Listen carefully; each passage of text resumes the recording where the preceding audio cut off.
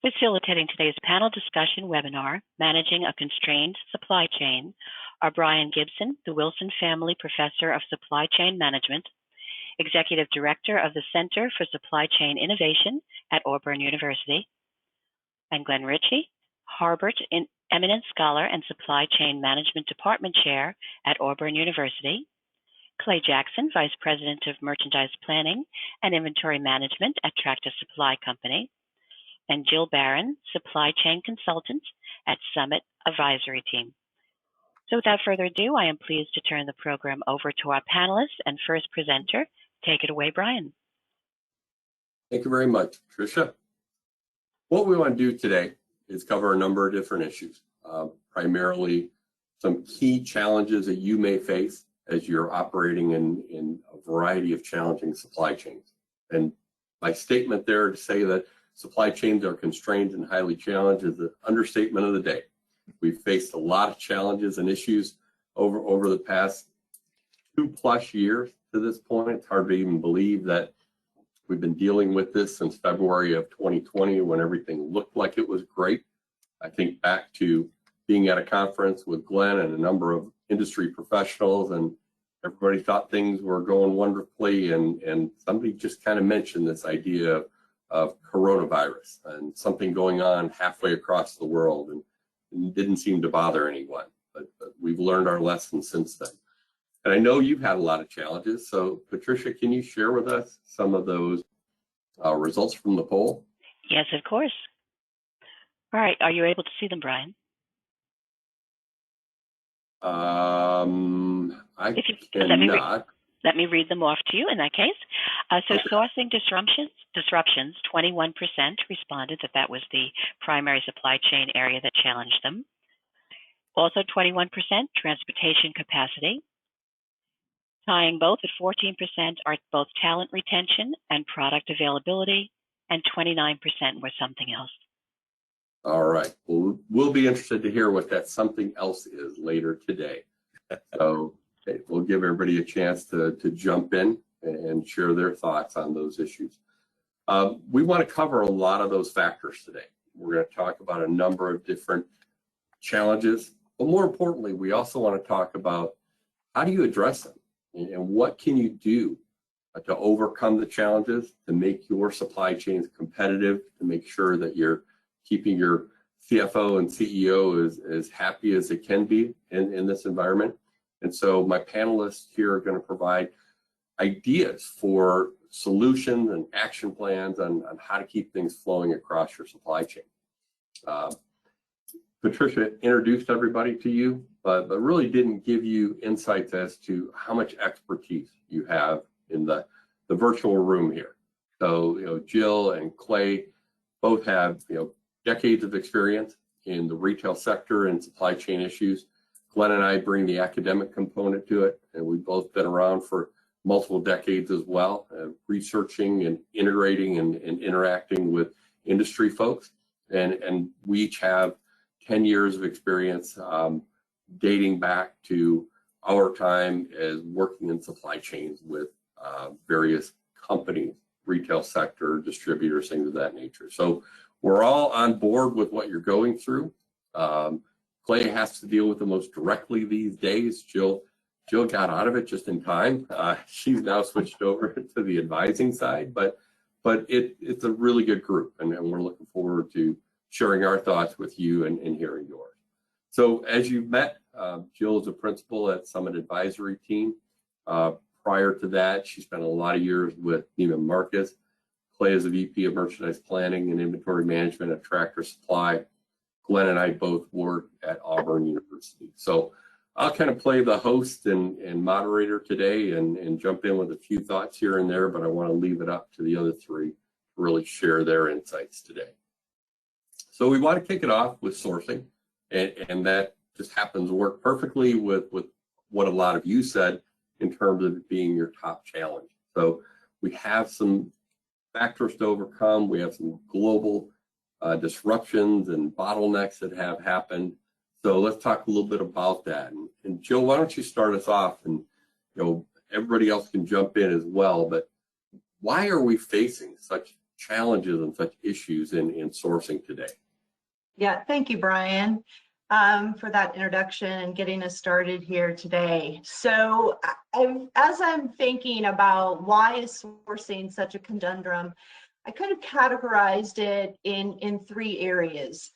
The first being rising costs, increasing of tariffs, it being, port insecurities, and the third being kind of socioeconomic issues that are happening out there. So to dive into each of those just a little bit, going back to rising cost and rising tariffs, right? So there is still lingering effects from the pandemic out there in the sourcing world and the factories in China and other countries. And that is creating some rising costs within the factories, whether it be rising labor costs or costs to keep the factories running. And those rising costs are being passed down to the retailers.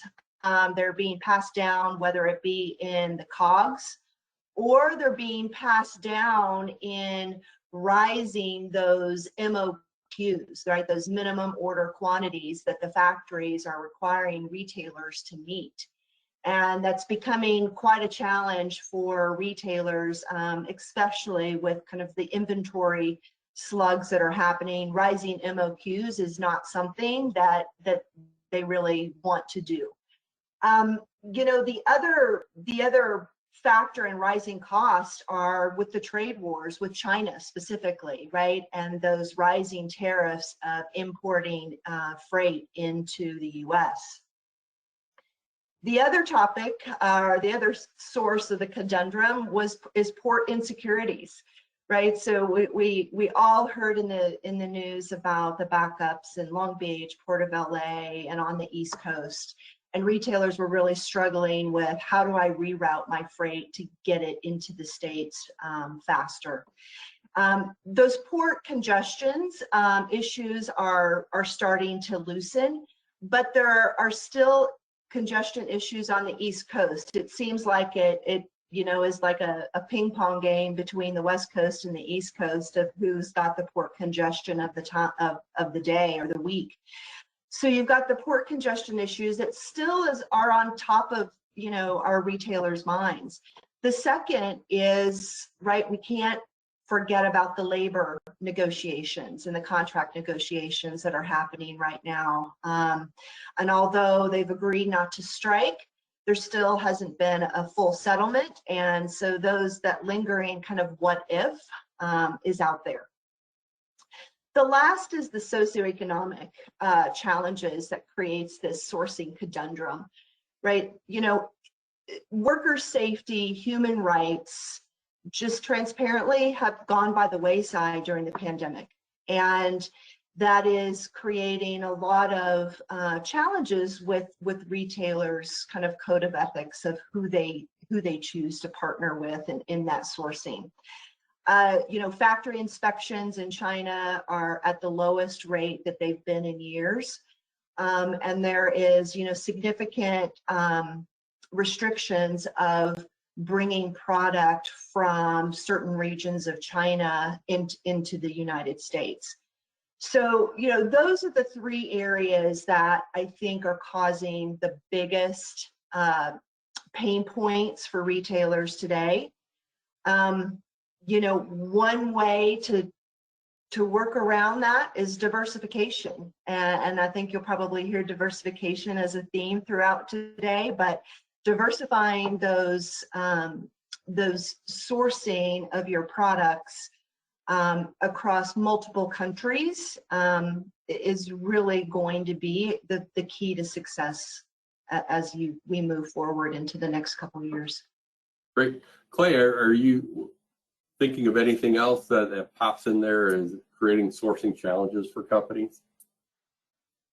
Hey, Brian, thanks for having me. I'll start where Jill ended, because she was right on. I'm a big believer that anything of value should have redundancy. Put it simply, it should have options, which really underscores kind of the importance of multi-sourcing, which is where Jill left off. And it doesn't just apply to raw materials or finished goods. I mean, think about the pandemic, distribution, transportation, third parties, pallets, shrink wrap, IT hardware, cleaning supplies. It goes on what can be constrained, and really the underscore of what can be multi-sourced. So the different reasons for multi-sourcing: financial, geopolitical, natural disaster, lead time related, or simply just product availability. And they're all obviously intended to reduce risk.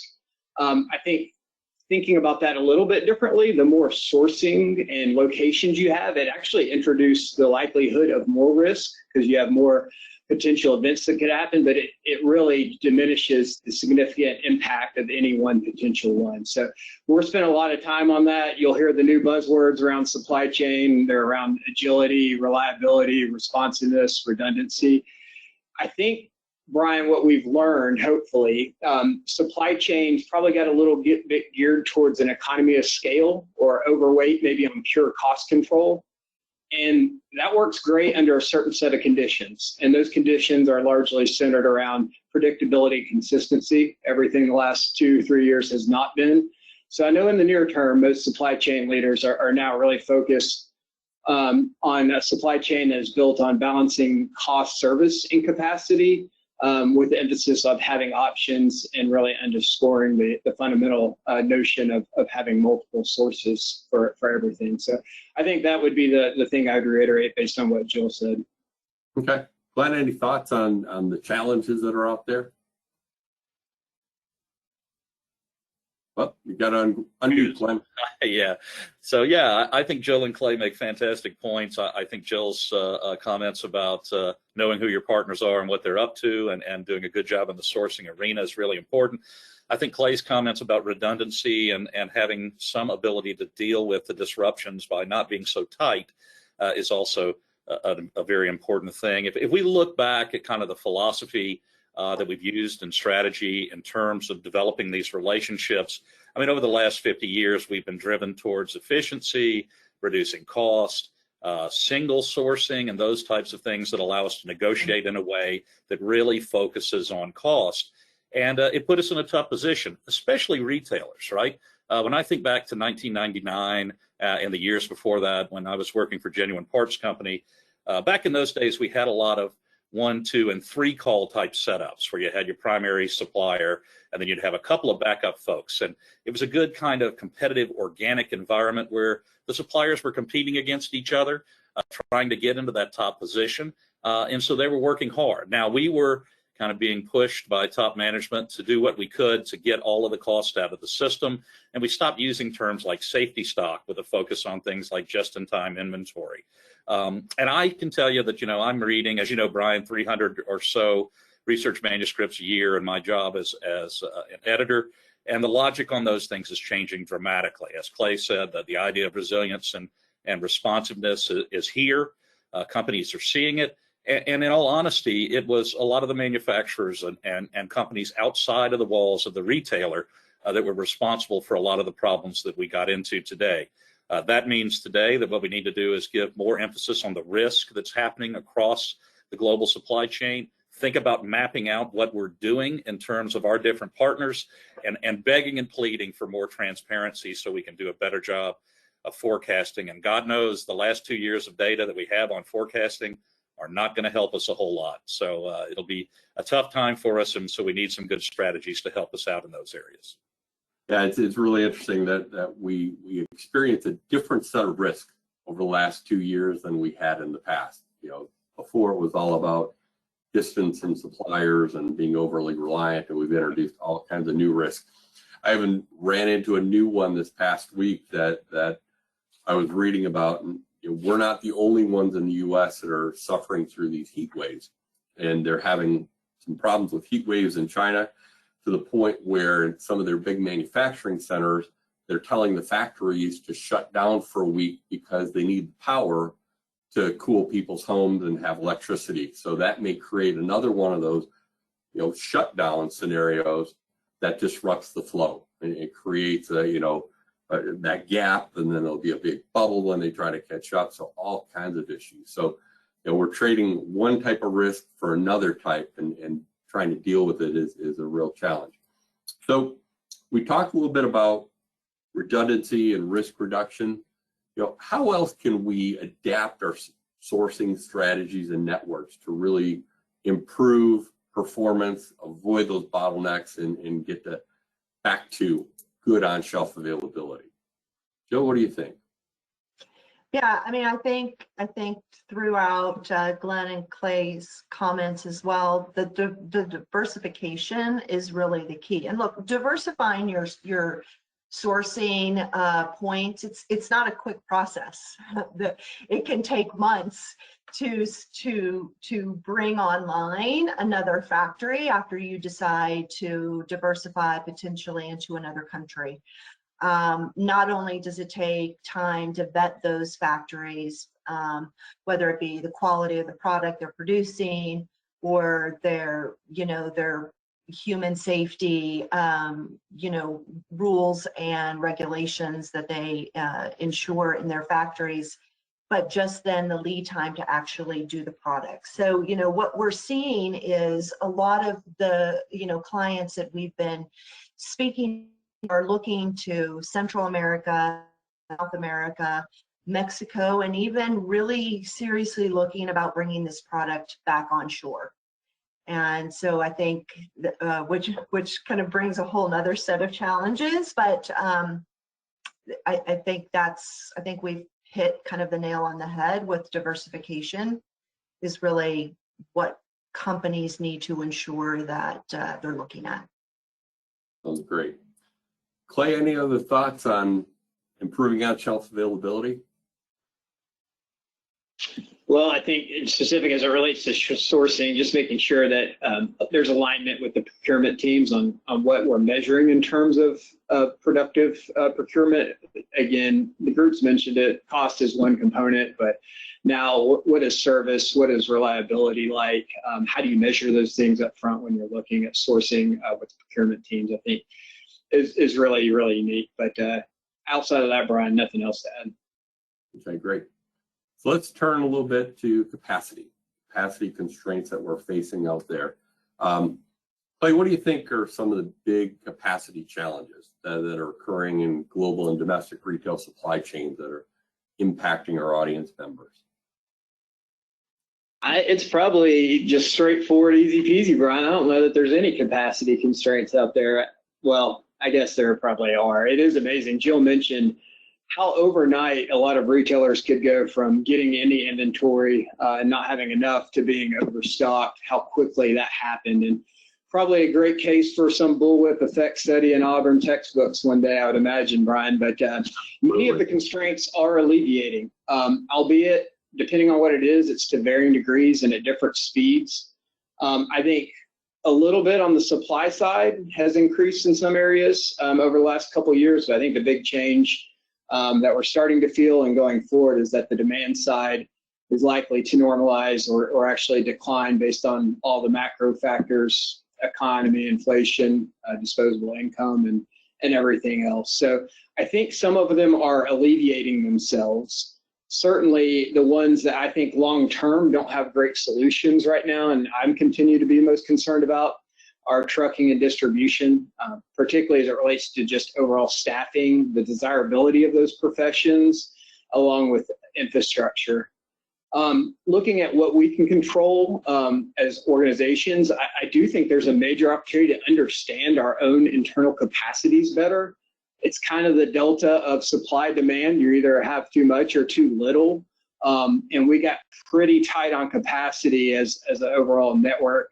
So how do you understand that in a more robust way and then work to increase capacity, reduce bottlenecks with the teams, and or plan around the constraints? And I think that's where a lot of companies probably get in a ditch. It's hard to execute your way out of a planning problem if you know you can't execute on something. So particularly in retail, Brian, I believe there's going to be a faster growth and interest and maturity in sales and operations planning or sales and operations execution.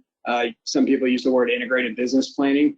And there will probably be technologies along the way to help, like digital twin and simulation. So We're spending a lot of time on it because we have 100 million like product site locations, and while there's some tribal knowledge on capacities, that's a lot to try to manage, and then to be able to predict when you're going to breach capacity and do something about it up front. So that's where we're spending a lot of our time. Gotcha. Glenn, any thoughts on capacity constraints and how we resolve them, or what tools we can use to address them?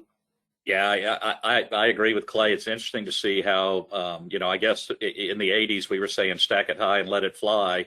And now we've worked ourselves into a situation where we're going to have to do that again because of the inventory imbalance that we see inside the store. So hopefully we can get those things turned around, and we can use better forecasting techniques and tools to get us to where we can cover some of these capacity issues. And a lot of that has to do with communication between partners, right? I think that, your second bullet, Brian, that touches on tools and technologies, there are lots of things we can do with ERP systems, with warehouse planning systems, with retail management systems. And there's some advanced techniques and tools out there that we could think about using. A lot of the research that's going on here at our RFID lab looks at blockchain technology, and we're seeing blockchain technology get into place and be used. But what we also are seeing is that the power players in the supply chain don't want to give up some of that control they have over their information. So continuing to make prudent strategic decisions about how to be transparent should help everyone understand the constraints that are in the system. And when I say transparency, that means visibility in terms of what are the business partners doing, and traceability in terms of operationally, where's the product in the supply chain when we need it. Now, those types of things on the strategic end help us a lot, but there's still all those weird capacity constraints that are out there in supply chain management, like tipping the dispatcher at the Port of Long Beach. Those aren't things that we would think ethically about, but they're certainly things that we should talk about, and things that probably should be removed from the constraints that we see out there in the real world today. Yeah, you mentioned the idea of visibility and understanding what's going on across the supply chain. Reading a lot these days about the whole control tower concept, and everybody wants that full end-to-end visibility. I think we're getting closer to it, but I'm not sure we're there just yet. There's still pockets of dead space or areas that we just can't see into. So a lot of challenges yet to be overcome, and it does go back to that willingness to share, that trust of what's going on. Jill, any thoughts on dealing with some of these capacity issues?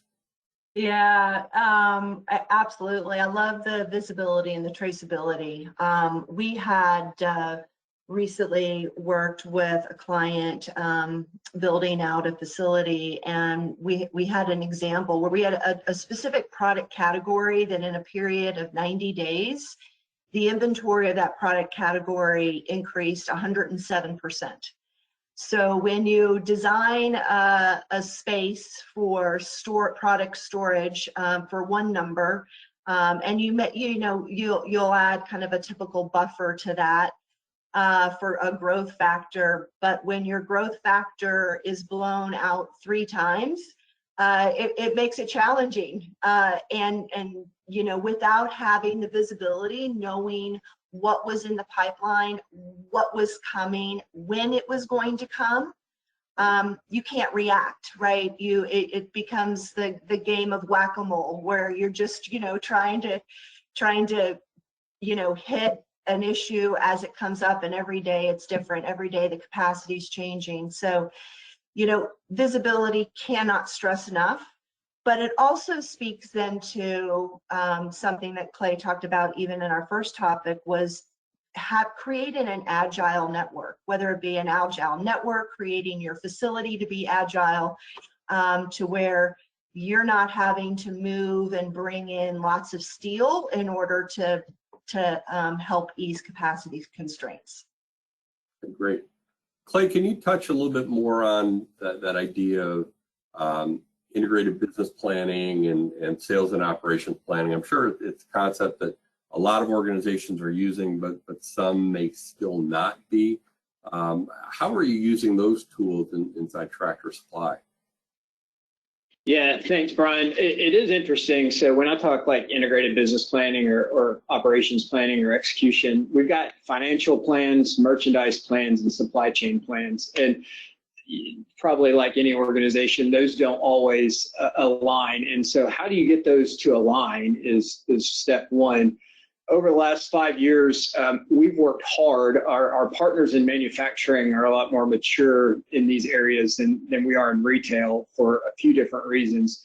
But we've worked hard on sales and operations planning or execution to get in a rhythm where we put together weekly or monthly information and then try to predict where we're going to be in terms of capacity in different areas. It could be forklifts, it could be distribution throughput, it could be what ports we need to go through, and actively looking forward in the future on what we need to do beforehand to alter the flow of our goods to make sure that it's on time. And that's balancing cost, service, capacity. So for 5 years, it was a lot of focus on process prior to technology. Now, and I think I mentioned just the amount of big data we have and the capacity constraints that you can have, we've actually implemented an integrated business planning tool, which could be called digital twin or simulation, your word of choice. But it is to align what we can do in the supply chain and actually digitize it instead of just having that tribal knowledge. And so it's pretty exciting for us. If you think about supply chain systems, largely they've been in silos. You have execution systems like inventory, transportation, warehouse management. They send some data back and forth, but they really don't talk and plan together. And then in the supply chain space, you do have a player or a few that focus on network design, but it's largely left this planning space in the middle, which is what do I need to do next month, next season, next year? And that's where a lot of the focus has been for us, Brian, is now focused on process before technology, but now digitizing that to understand where we're going to have issues and get well ahead of that rather than the tribal knowledge. Sounds good. Let's move on and take a little bit of a look at another element, that being people. You know, it seems to be that no matter who I talk to, there's a big concern about talent. And you know, we've gone through what people call the Great Resignation, although there are some people saying now, oh, that was a little bit overblown. You hear this new term that the media is picking up on very quickly called quiet quitting. You know, people saying, I'm only going to work what I'm paid to do, and I'm only going to work, you know, to my job description. I'm not going to go overboard anymore. I'm not going to be the big time team player. So there's certainly, you know, issues out there, you know, and you know, I don't think it affects us quite as much in the supply chain area, but as it does the tech area, where you've got companies that are, you know, struggling with their employees who want to continue to work remotely or have lots of flexibility about where they work and when they work. So there's a lot of factors coming into play. And so to combat those issues, you know, or to even think about them, you know, why do retailers have to focus so much on the people issue and their human capital? Glenn, why don't you take a look at, you know, where you think we are today, and then we'll talk a little bit more about, you know, what can we do about it? Yeah. I mean, we're seeing you know, ongoing demand for our students coming out of our program, as Brian will attest to, and salaries that have continued to rise. You know, answering the questions of how to get people to come back to work, right? And to jobs that aren't always the most fun thing you can do. And certainly times that extend into holidays and that kind of thing has been tough for the retail community for quite some time.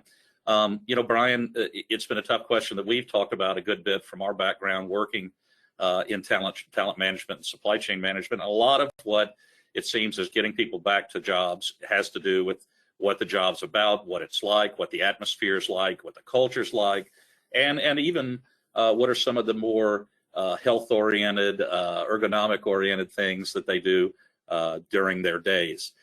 Certainly, when we think about talent shortages, the first reaction is that maybe we can find automation technology that will fill some of these gaps. But we know in the retail environment, people buy from people, and so a lot of times that's not an opportunity. And, you know, improvisation is part of what we do in supply chain, retail supply chain, doing things that aren't traditional, that have to be adjusted, that are taking advantage of an opportunity, or just trying to fix a mistake that we made. And automation's not great at doing those types of things. So it's an area that we're continuing to call for research on, that we're continuing to look for, and the answers are pretty limited. So I'll be very interested, Brian, to hear what Jill and Clay have to say about filling those gaps, especially the blue-collar positions that really drive the product through the system. So Jill, what are you hearing from your clients and your experience as a supply chain leader? What are the people problems, and how do you combat them? Yeah, I think Glenn, talking about automation, and one thing that I'm pretty passionate about is, automation doesn't replace humans, right? It doesn't. It may to a very small degree, but what it does is it makes them more productive. Mm-hmm. So I think there is this misnomer that, we're going to fill this facility with robots or ASRSs, and, half of the team is going to go away. And there may be some reduction, but it does, in essence, really just make the process more productive. So as I think about talent, and one thing that's hard, it's easy to say, strengthening your bench, right? Like, it's not just strengthening the level underneath you, it's the multiple levels, throughout your organization, and making sure that you have strong bench strength at every level through your org chart. I think, what we've really seen in the past several years with the generation coming out of school is they want to understand what the path is, right? They want to understand what the professional growth path is. And if you can't articulate that, I think you're going to lose people. I also feel that there is a yearning for workers to be, I'll use the term again, diversified, right? They want to experience and learn about other aspects of your organization. And the more that you can embed them and immerse them in other aspects outside of maybe what their daily job is, it's going to continue to motivate them and keep them interested and keep them learning of when wanting to continue their career throughout your organization. Good point. Clay, what are you seeing as the people challenges, and how do you address them? Yeah, similar to what the team said. So for everybody that doesn't know, Tractor Supply has over 45,000 team members, and we are a lifestyle and relationship-based business. So I think, making sure that we hire people that are passionate, especially in our retail stores, around taking care of our customer has been a kind of a winning recipe for us. And so how do you connect industry and the company in a broader way? I don't know all the answers, Brian, but I do know it takes creativity. If everybody just copies and repeats what everyone else is doing, while that may be table stakes, it doesn't really create any competitive differentiation. So I think whether that's an affinity for the lifestyle like we have, or other creative thoughts out there, that's what it's going to take to think differently. Certainly, we're a successful retailer. We're based in Nashville, so we have some success, particularly at our store support center. But Glenn mentioned distribution centers in particular. I mentioned truck drivers earlier. Those are the two areas where, it's just got the biggest challenges in creatively thinking of what to do different.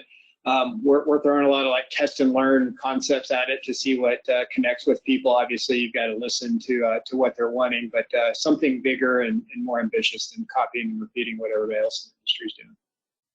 Yeah, I think that's an interesting point, because Glenn and I have talked to a number of people that run those operational facilities, either retailers or third-party logistics companies, and you get to an arms race of pay. Right? Oh, we're going to just copy everybody else on pay. And so everybody starts raising the rates, and one of two things happen. You either lose that battle because you can't keep going as high as your competitor, or what we're hearing more these days from some of our companies is that you get that hourly rate at a distribution center up so high that people say, I don't need to work as many hours anymore. So now you kind of defeated the purpose.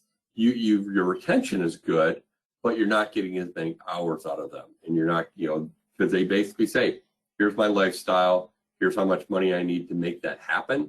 And if I can do that in 30 hours a week as opposed to 40 and still keep my benefits, yeah, I only want to work 30 hours per week. So it's a big challenge to figure out that sweet spot on what's the right amount of pay to minimize turnover, but also not to disincentivize people to work fewer hours. And I think back to when I was running distribution centers, you had people fighting over overtime, an hour here and an hour there. They loved it. They went crazy for it. And from what I'm hearing from companies today, you just can't get people to work overtime anymore. It's that lifestyle and that what I can do outside of work almost becomes more important to them. So it's a big challenge that companies have to combat. Maybe it's more flexibility. Maybe it's a variety of roles, full-time, part-time, flex time type of things, even in the distribution centers. And one thing that I've seen companies trying to do is employ technology to help them figure out how can we run schedules that people want to work.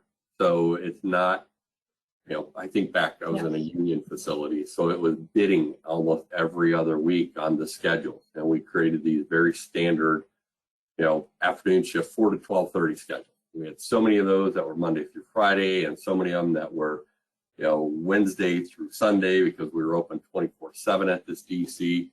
And now people want more flexibility than that. They don't even want to necessarily be on the same shift all the time.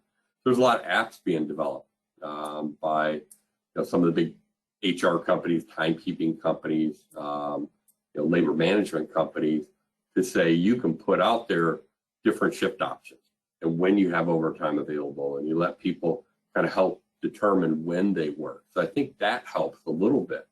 But I keep hearing, and I've probably been hearing this for 4 to 5 years now. And the first time I heard it, I thought, well, that's just ridiculous. How do you create a culture in a distribution center? And I've always struggled with that a little bit, but do any of you have thoughts on how do you create a good work culture for your DC associates and your truck drivers and the people doing the customer service? Anybody have any thoughts on that? Brian, I will say, without necessarily having to say it, I hope it obviously starts with safety. So let's make sure that we're getting that out of the way in the distribution center. From there, I think, you want to build a place that there's dignity in the job, dignity in the work. To your point, that's harder in a distribution center. So how do you build in what you use, the key word is flexibility. And so, what's wrong with having somebody that wants to work 12 hours? Why wouldn't you hire them and put them to work for the 12 hours? So I found ourselves, you talked about shift trading, like we had to think a lot differently in our approaches.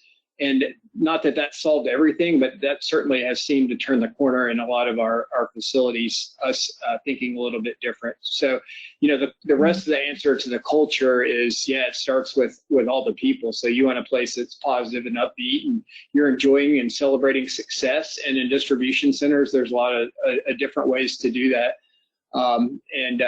It's not necessarily perfect, but I think you have to put it at the top of the forefront. It's not just a silver bullet. It's a lot of little things, just like it would be building any culture anywhere.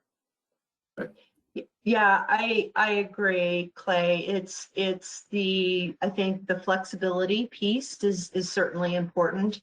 It's creating dignity. I like that, Clay, for the job that's being done in the facility, right? There's no job that's beneath another job in the facility. And it's the respect for everyone that's doing all of the jobs within the DC. There's also this, you know, in my experience at Neiman Marcus, it's, you know, there's this kind of gamification, which is kind of interesting and fun, creating kind of this competitive, fun, you know, culture, whether it be productivity, group productivity, individual productivity, that can create a nice, cohesive culture within the DC as well. Good point. Any other thoughts on how we better improve the workplace, and even for our people at our retail support centers and in the analyst roles and different types of responsibilities? Yeah, I think that what's been said about dealing with flexible hours and giving the employee flexibility, we're seeing that that's working a lot of different places, whether it's a 4-day, 40-hour week, or a 3-day, 36-hour week, or like Clay says, a 12-hour spot. Those are working to some degree, and so it looks like we may get some relief in those areas. But like you say, Brian, there's kind of an escalation of commitment to increasing these salaries, and certainly salaries get you into the game. But much like with the customer, when we offer them all kinds of deals and really try to delight them, we're kind of training the employees to expect certain things, and there's a limit to what we can give them. I really like what Jill says about the gamification approach to things, and I can tell you that, you know, maybe it's time to look out and see what other kind of inside facility metrics we can develop and relate to the quality that we try to produce, so that their ownership of the job has some end result they can really look at and say, I've helped out in these different ways. But it's a tough situation. It's a tough job. And who knows, maybe some job rotation and that kind of thing could help out as well. I think that's a great opportunity to help people keep from becoming stale and really just getting bogged down in their day-to-day responsibilities to the point where they don't even really recognize or understand anymore how does their work, how does what they do and the importance of their role tie to the bigger picture. And so those rotational things and you know, the ability to see other parts of the business can be really refreshing for team members, whether it's an hourly person or somebody who's on salary, because you just get mired in the sameness every day, and you need to know why you're doing that and why it's so important to do it well. I think that's an absolutely critical issue. Jill, you're absolutely right. We see this all the time when we deal with students that might have multiple job offers. They're going to say things like, well, who's going to give me the fastest path forward, and who's going to get me further faster? And another one they always say is that I have to feel like I fit. I have to feel there's a good culture there. I have to feel like there's an alignment between, you know, my personal perspectives and the organization at large. Mm-hmm. So a lot of things that retailers have to do to sell, because they're on the sell side now of talent, and that gets to be a big issue. Right. I think though it's important that it's not only the how do I get vertically higher, but then how can I, you know, expand my expertise and gain knowledge in other aspects of the organization that makes me a more, you know, well-rounded associate to be able to move up. Yep, that's a great point. And that made me think of some research we did back in the day, thinking about career paths in supply chain. And you have some people that go, you know, straight vertical in one area, sourcing, transportation, inventory management, and you kind of pigeonhole yourself because that limits your ceiling somewhat. And then there were people that we call boundary spanners, and they bounced around inside supply chain to different areas, but they also did stints outside of supply chain for a time. You know, they went over to work with engineering. They went over to work with sales and marketing. If it were a manufacturing company, they spent some time in the factory so that they can learn the entire, you know, flow and every element and how they all tie together. Because how can you be a chief supply chain officer if you don't understand all the different elements and all the different tools? And there was even one retailer that I used to talk to a lot that the chief supply chain officer basically said, every couple of years, I take my, you know, next level senior VPs and I make them switch jobs so that you don't become just an expert in transportation or just an expert in inventory management. And he said, I have to realize that when they make those flips, that they're not always going to know the ins and outs of that job. So I have to teach them, and the other person has to teach them, and we have to work together more closely.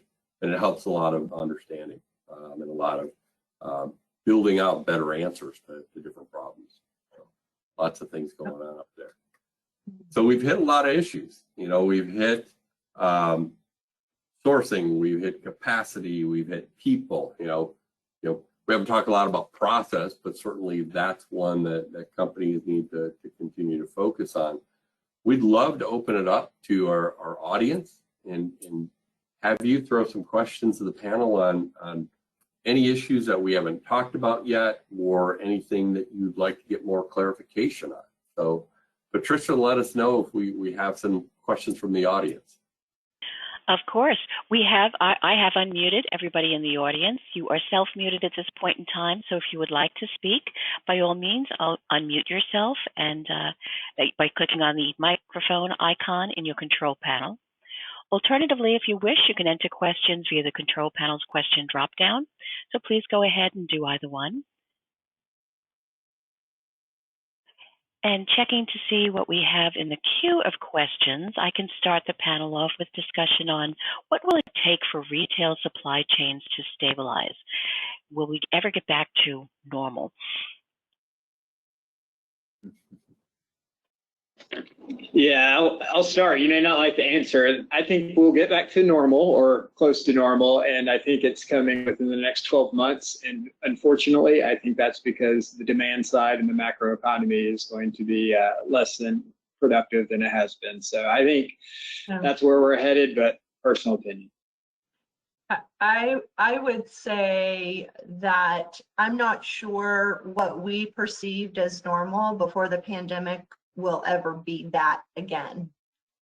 I think the new normal for how organizations run their supply chain is a lot of what we're doing today. It is a lot of being agile and being able to be quick to make changes and trying to adapt to what's being thrown at them. I would hope there would be some stability, but I feel like kind of what we've experienced, maybe not so much in the probably more so in the past year, where it tended to stabilize a little bit, will probably be the new normal. Yeah, I'm with Jill. What is normal now? I'm not sure we know what a normal is anymore, and I do think that you'll see some industries get back to pretty good pace, and you'll see others that'll be unbelievably choppy. And we're still having this kind of ongoing discussion and debate about should we be producing chips in the United States, and I guess that's going to happen. So in the technology area, maybe we have a fix for that, and we'll probably see it Clay, 5 or 6 years from now. So yeah, there are going to be industries that continue to be a problem, and we need to remember that the media is on top of it now. They know what the supply chain is, and even though there are a lot of supply chains out there, not just one, and they're going to report on when there looks like there's going to be a disruption. They'll miss some, but your customers are going to be informed. So as Jill says, finding ways to be adaptable with your structure, finding ways to be flexible with your policy, finding ways to be agile with your processes are all important things to build out your strategy to deal with whatever this new normal is. So the firefighting is not going to go away, but hopefully it won't be 6 alarm fires every day. It'll be smaller fires that we can put out. Right. We'll have a resilient focus to the problems. So. Mm-hmm. Thank Patricia, you. any other questions? Yes, I am getting some other questions in, and please know also if you are attending on the call, you should be able to speak up as well. A question that's come in is the comment about the media knows what supply chain is now, what the supply chain is now is very, very true. So we have that comment that has been made by one participant. And a question on, is China's recent geopolitical decisions and slowing growth a major long-term concern? Glenn, you're our global expert.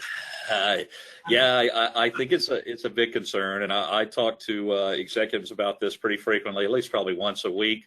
We talk about supply chains and supply chain partnerships and that type of thing, and a lot of us don't recognize that China is a direct partner in a number of our supply chains, and has a motivation to do more of that, right? To own more of the distribution component, whether that's over land into Europe or overseas to the western part of the country. So they're a force to be reckoned with, and certainly the geopolitical issues are something that could drive a lot of disruption into what we see going forward.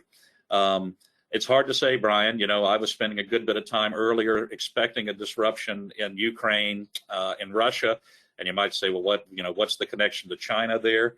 We had a 6-month time period where over 600,000 containers traveled by rail through Russia into Europe. And so if you think about that disruption, expecting that wouldn't impact our retail environment, and we see that it has, imagine what some type of strong economic political move could have on the system overall. So yeah, they're a big player. They're potentially a big problem, but it is important for them to work in concert with the United States and other locations. Otherwise, their economy will fail just like others have.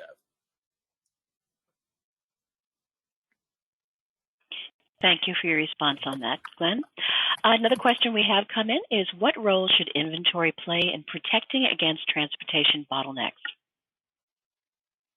We heard, we talked a little bit about that. The issue of time, and now we're now we're overstocked. So the pendulum has swung from empty to over full. How do we find that sweet spot? How do we really manage inventory to have enough but not an overabundance? What are you trying to do with that, Clay? You're the inventory guy for Tractor Supply. Yeah, so I think for us, it's having different inventory policies and not one size fits all. So Glenn mentioned earlier that JIT may be a little bit dated or a thing of the past, which is right, but we still apply it for things that have very short lead times, very consistent, and where we have, talk about multi-sourcing or redundancy, 40 to 50 suppliers of. So I think it's having a policy that matches what's going on. Us applying a JIT philosophy to something that has one source, 120-day lead time or more, that wouldn't work. So it's inventory's got to be the buffer. I mean, that's the only way, the only thing it can be. And then how you utilize, all your assets to fulfill inventory or customer purchases is the other option. So matching inventory policy with what's going on, and then be able to utilize all assets is where we're headed. Gotcha. Jill, are you getting any comments from or requests from your clients on help with inventory management? Excuse me, Brian? On inventory management and trying to figure out that balance? Yeah, I think to Clay's point, it's not one size fits all, and that's what they're struggling to figure out is what is that replenishment cadence look like for different products, either whether it's where it's sourced or what the lead time is of that particular group of products. It's also about where should the inventory be placed, right? So where is the best placement of the inventory, whether it be sitting in the stores, sitting in a fulfillment center, because ultimately kind of back to rising costs, whether it be carrying cost of that inventory or logistics cost to get that inventory ultimately to the end consumer is really important in helping them understand where should it be placed. Good point. Patricia, any other questions? Yes, I have one other in the queue. And again, anybody who is on the call, if you would like to unmute yourself, you can ask questions as well directly. Should retailers look to source product closer to home? And Jill, I think you touched upon this a little bit. Should retailers look to source product closer to home? I think there are a lot of different factors that go into making the decision right to source in other locations from where you're sourcing today. And I covered some of them earlier on in the conversation. You know, the quality, the cost, the health and human safety aspects of factories, and or human rights aspects, whether in the country that you're looking at. But I actually just read something this morning about Monster Drinks trying to figure out how to bring aluminum can sourcing into the States. So, you know, companies are really seriously looking at that and balancing all of the different factors before they make that decision.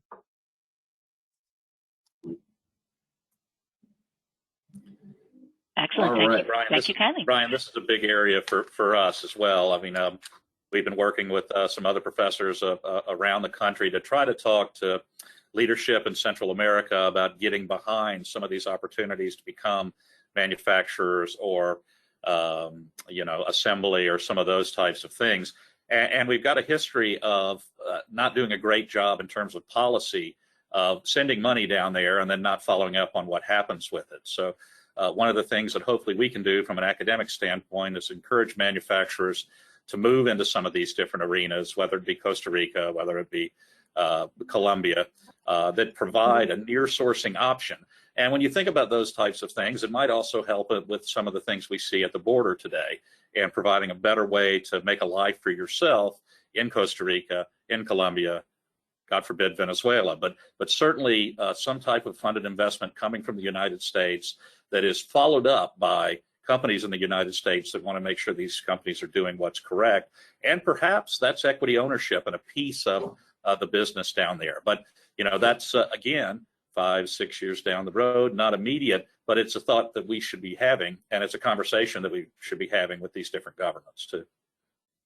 Absolutely. Great point. All right. Well, We have one final question, if I may, just to submit that to you guys, Brian, and then allow you to do the wrap up. So the final question is, will the Auburn football team win 5 or 6 games this year? Not sure who can take this one. Well, you know, I don't know what Vegas is thinking about.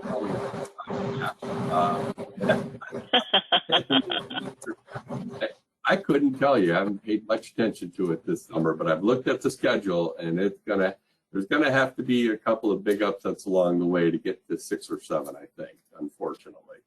So. All right, we'll hold our breath and wait on that. All right, Brian, let me allow you to do the wrap up, please.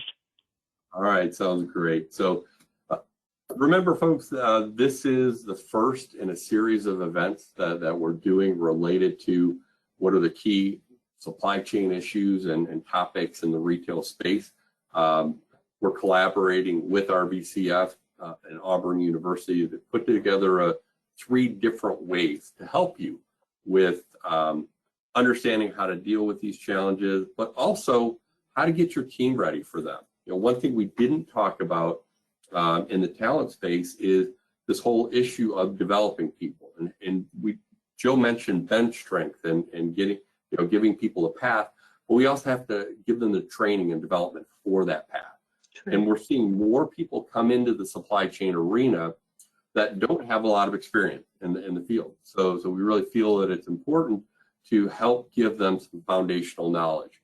And we're going to try to do that 2 different ways. One way is for people who are at the conference. We're going to have a half-day workshop at the conference on Wednesday. So not that somebody has to be there the whole time, but you could potentially have some folks come in at the end of that. Glenn and I will lead it. We'll have great people like Clay and Jill and some others helping us talk about some of the key issues, and we'll bring some of the factors that we talked about today. Another way to do it is give people some self-study options. So it doesn't really require travel. It doesn't require a specific time commitment, lots of flexibility, asynchronous learning, and we've got this global supply chain fundamentals course available with 12 modules in it. And so you'll see both of those being promoted on the RVCF website. And if you have questions, feel free to reach out to me at brian.gibson@auburn.edu or the RVCF website. And we hope that you will have an opportunity to take advantage of these opportunities for yourself and your teams in particular. So let me wrap up by saying thank you to our panelists. Great insights today, lots of value. I know that time is at a premium these days, and we certainly appreciate your engagement overall. So Jill and Clay and Glenn, thank you again. And we want to thank all our participants today. And thank you for your questions and your engagement. If we can help you in the future, please let us know. Thanks. Thank you all for being here today, and a link to the on-demand version of this webinar will be sent to you following our program once the file is available later today. Have a good one, everyone. Thank you. Thank you. Thank you. Thank you. Thank you.